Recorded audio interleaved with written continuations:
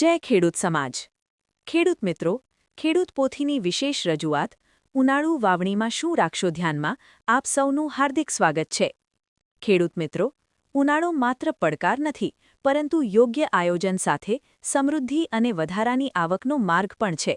ઉનાળુ પાકોમાં કઠોળ અને તેલીબિયા પાકો જેમ કે મગ, અડદ, તુવેર, મગફળી જમીનની ઉર્વરતા વધારે છે અને બજારમાં સારો ભાવ આપે છે।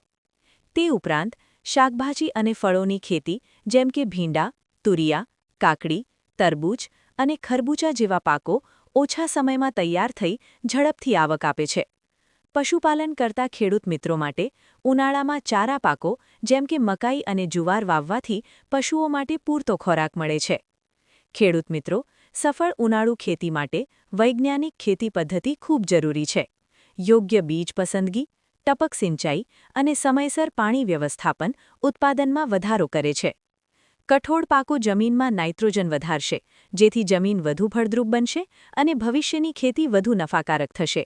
યાદ રાખજો મિત્રો, ખેતર રહેશે લીલુંછમ, ખેડૂત બનશે વધુ સક્ષમ। આવી જ ઉપયોગી માહિતી માટે ખેડૂત પોથી સાથે જોડાયેલા રહેજો। જય ખેડૂત સમાજ।